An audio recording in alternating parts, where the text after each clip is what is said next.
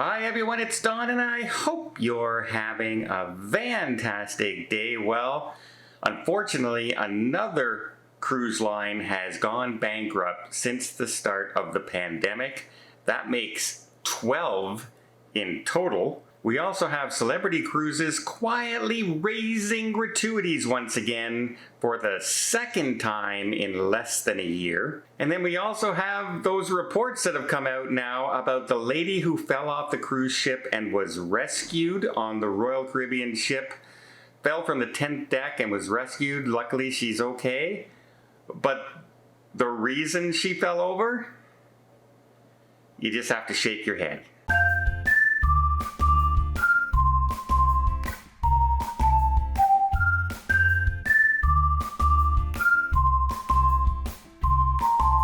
Unfortunately, last week we have Boston-based Vantage Deluxe World Travel, which is a small cruise ship here in the US.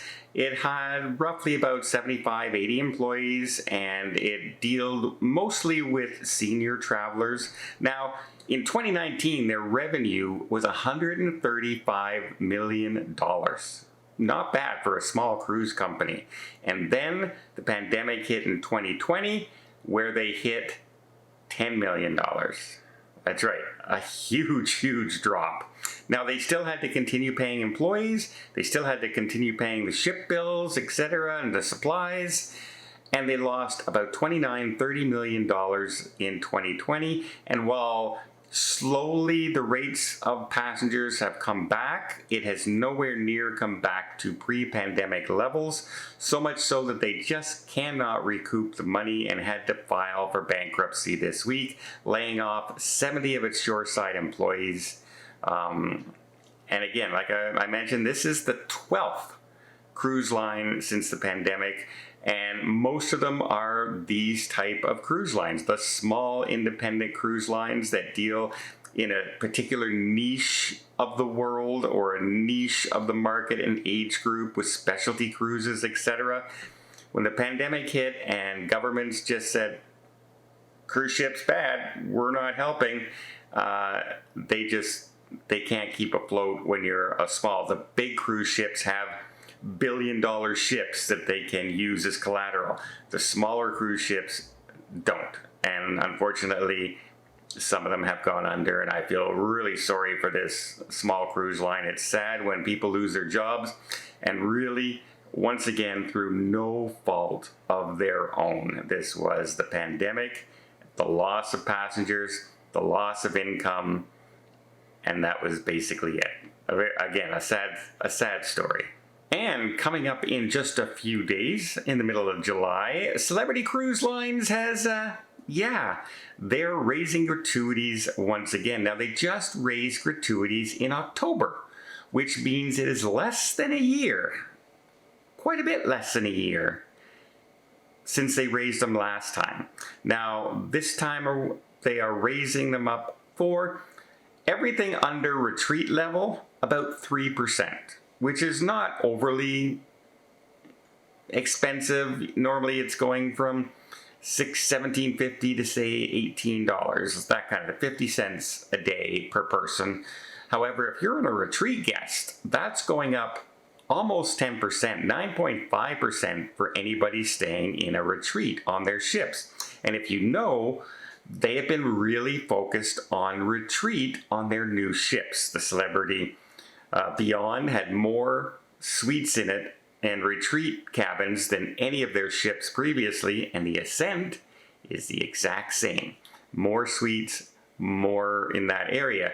So they're getting the biggest rise. Now, if you're wondering, if you're going and including all of that for 2 years, how much does that increase? Well, if you were in the standard rooms inside Ocean View Veranda, that's a 16% rise in gratuities since October.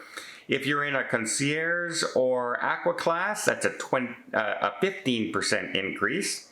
And if you're in the retreat, it's a 21% increase in gratuities. I guess it's one way to save giving raises to your staff is just to charge the gratuities more to us. And remember, the gratuities you pay doesn't just go to your stateroom attendant. It goes to multiple people on a list, that everything from the people who clean your room to the waiters you have at your regular restaurant, etc. It spreads it out. So it's not just your stateroom attendant. That's why many of us always leave gratuities behind and tips behind when we travel, to thank the stateroom attendant if they do a particularly good job. If they don't do a good job, you don't have to feel obligated to do it. Tips are tips. It's meant to tip for service, not because you're paying their salary. So if you like somebody's service, feel free. If you did not like their service, feel free again not to tip. I don't think I've ever not tipped.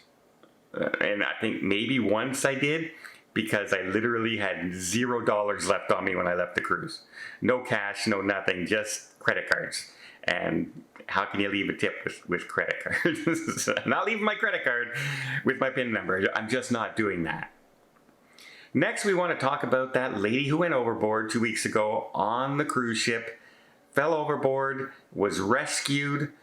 Everything seemed good, and we were wondering, hoping, she was escorted off, went to an ambulance and everything. But okay, here's the twist. But before I get there, let me just invite you to hit that subscribe button if you haven't done so already. If you want to keep up to date with everything going on in cruising, from tips and tricks to money-saving ideas to when your gratuities are going up to new destinations, new ships coming online, everything we talk about here on cruising. I'll try and keep it as lighthearted as possible. And sometimes we can't, but we try. And again, when you subscribe and you hit that notification bell button, it really does help the channel out, and I really would appreciate it. Okay, the lady who went overboard on the Royal Caribbean ship, she fell from the 10th deck, and right away the speculation from everybody was, did she jump overboard? Did she fall overboard? Was she drunk? Etc., etc., etc. Well, news reports have come out now, and they are saying that she did something silly. She was taking a selfie. That's right. Taking a selfie and fell off the cruise ship. Now, most people, when you take a selfie on a cruise ship, you take it like this, right? Plenty of space, you're just getting the ocean view or part of the ship. You're getting a nice picture of yourself. Hey, look, I'm on the ocean. But then there are other people, like, remember this story from a few years back about the lady who was trying to get Instagram pictures with a photographer, and they stood perilously on the edge of the balcony, stepped over the railing to get that shot, and was immediately banned from cruising forever. Congratulations. People, don't do dangerous selfies. There are so many stories. If you turn Google on, let's go on YouTube for instance. If you go on YouTube and say selfies turned tragic and watch some of those videos that come up, you see everything from people falling off cliffs to being electrocuted on top of trains, and all these horrific stories. Being mauled by animals because you turned your back on them to take that selfie. Never a good idea, because animals attack when you turn your back on them, because that's when you're at the, you're now either running from them or you're vulnerable.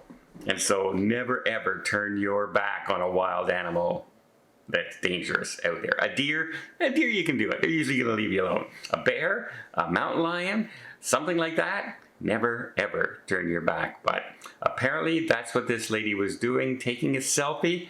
That's what the reports are out there. I can't confirm that's what she's doing, but I just want to bring it up. If you are one of those people who like to take those risky selfies, please don't. Not only can you risk taking, yourself, you also risk others. You can fall on others. You can have other people get injured trying to rescue you, etc., etc. It's just not worth it. You don't need that extra foot to make that amazing Instagram photo or TikTok video. Take that foot back and just stay safe and live to take those pictures for the rest of your life. Because that is, imagine your family, hey, I almost died on this cruise because I wanted to take a picture of myself on the balcony. That's something you don't want written on your tombstone. You want to see more tips, more tricks, more travel vlogs from around the world? Hit that subscribe button. Till next time, have yourself a safe and a great vacation.